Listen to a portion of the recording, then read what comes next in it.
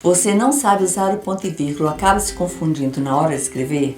Neste vídeo vou te mostrar todas as formas de aplicação do ponto e vírgula para tirar todas as suas dúvidas. Vamos lá?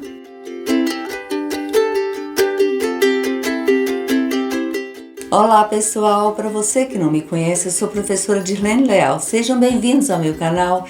Eu já queria te pedir de uma vez, deixa um like nesse vídeo para mim e se inscreva no meu canal caso não sejam inscritos, ok? O ponto e vírgula é um sinal ortográfico marcado por um ponto em cima de uma vírgula. Ele é usado para marcar uma pausa maior do que a vírgula, sem indicar o final do período da frase. É um sinal intermediário entre a vírgula e o ponto final. Assim como a vírgula, após o ponto e vírgula, utiliza-se letra minúscula, pois o ponto e vírgula não finaliza orações. E como usar o ponto e vírgula? O ponto e vírgula é usado em diversas finalidades dentro de um texto, como por exemplo, listar tópicos, separar ideias e omitir verbos dentro de uma oração para torná-la menos repetitiva. Quando usar o ponto e vírgula, ele é usado para enumerar itens separados em listas, como explicações e instruções divididas em itens. É comum seu uso em leis, decretos,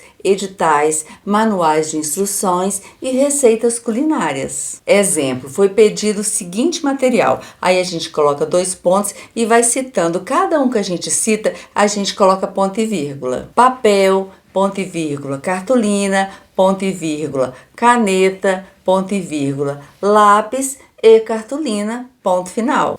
Outro exemplo, a política 3Rs é reciclar, reduzir e reutilizar. Reciclar, ponto e vírgula. Reduzir, ponto e vírgula. E reutilizar, ponto final. Vou dar um exemplo para vocês do uso do ponto e vírgula quando eu tenho o artigo da lei. Vou dar um exemplo da Constituição de 1988. Todos são iguais perante a lei. 2 pontos. O artigo 1º. Homens e mulheres são iguais perante a lei. Ponto e vírgula. Agora eu vou falar do artigo 2º. Ninguém será obrigado a fazer coisa alguma, senão em virtude da lei.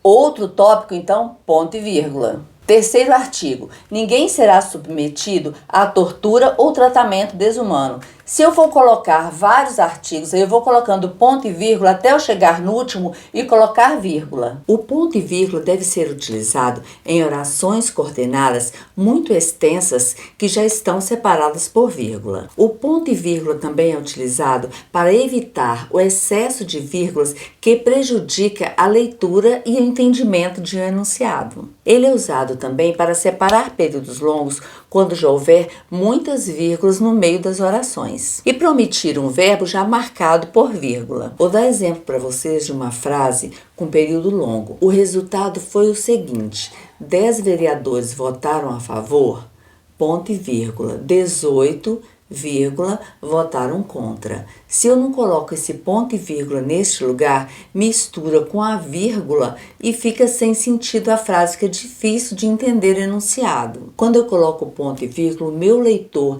entende com muito mais facilidade o que eu quis dizer. Agora eu vou dar exemplo para vocês de algumas frases quando a gente omite o verbo. Prefiro matemática, ponto e vírgula. Meu irmão, ciências, ponto e vírgula. Minha irmã, geografia. Eu coloquei ponto e vírgula aí entre as orações para eu não ficar repetindo o verbo prefere. Prefiro matemática, meu irmão prefere português, eu vou colocando prefere em cada um. Por isso que eu coloco ponto e vírgula, fica muito melhor a frase, fica sem aquele monte de repetição da mesma palavra. Outro exemplo, Milena gosta de sorvete de doce de leite. Eu de chocolate. Se você falasse assim, Milena gosta de sorvete de doce de leite, eu gosto de sorvete de chocolate, a frase ficaria muito repetitiva. Então, quando eu coloco esse ponto e vírgula, eu posso omitir o verbo. O ponto e vírgula também permite alongar a pausa existente antes da conjunção coordenada adversativa. As conjunções coordenadas adversativas são aquelas que têm ideias contrárias. Por exemplo, nós acreditamos que tudo ficaria resolvido, contudo, não foi possível. Quando você acredita que tudo vai ser resolvido, dá a impressão que você vai conseguir resolver. Só que a ideia contrária é que você não conseguiu resolver. Outro exemplo, gosto muito de doce, mas não posso comer. Dá a impressão que quando você fala que você gosta muito de doce, você vai comer doce. Só que a ideia contrária é que você não pode comer doce. Então, neste caso, para alongar a pausa, eu também coloco ponto e vírgula. Gosto muito de doce, mas não posso comer. É para marcar mais esta pausa, porque às vezes na entonação de voz a gente faz essa pausa maior. Então, a gente pode fazer isso também com ponto e vírgula na hora de fazer um texto.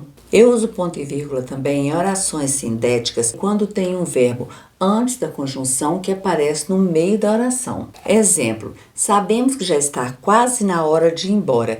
Queremos, todavia, ficar mais um pouco. Nesse caso, eu coloco ponto e vírgula porque todavia é a conjunção e o queremos é o verbo que aparece antes da conjunção. Outro exemplo: segui todas as suas orientações, esperei, contudo, ter um bom resultado. Contudo é a conjunção, esperei é o verbo. Então, antes do verbo, eu coloco ponto e vírgula, depois de orientações. E conjunção sindética é aquela que tem preposição. Se for assindética, é que ela não tem preposição. Qual é a diferença entre a vírgula e o ponto e vírgula? A vírgula indica uma pausa curta na leitura. Já o ponto e vírgula é responsável por uma pausa um pouco mais longa do que a vírgula. Vou dar um exemplo para vocês agora de uma frase com vírgula e outra com ponto e vírgula. Marcos, meu aluno, é um menino muito aplicado. Este meu aluno aí ficou entre vírgulas porque é um termo explicativo. Se eu tirasse esse termo, não ia ter prejuízo algum para a frase. Marcos é um menino muito aplicado. Agora vou dar um exemplo de uma frase com ponto e vírgula. Marcos, meu aluno, é um menino muito aplicado. Tem, contudo, um pouco de dificuldade em matemática. Depois da palavra aplicado, a gente coloca um ponto e vírgula, porque nós já temos um termo entre vírgula na primeira oração, meu aluno. Então ia ficar um monte de vírgula, ia causar confusão para o leitor. Na hora que o leitor vai ler, ele não entende direito com muitas vírgulas na frase. Esta é uma oração adversativa. Eu tenho ideia contrária. Se eu falo Marcos, meu aluno, é um menino muito aplicado, dá a impressão que ele vai ser excelente em tudo. Mas a ideia contrária é, contudo, tem um pouco de dificuldade em matemática. E a conjunção aí, contudo, que mostra para nós a ideia contrária, que eu uso contudo sempre quando eu tenho uma ideia contrária.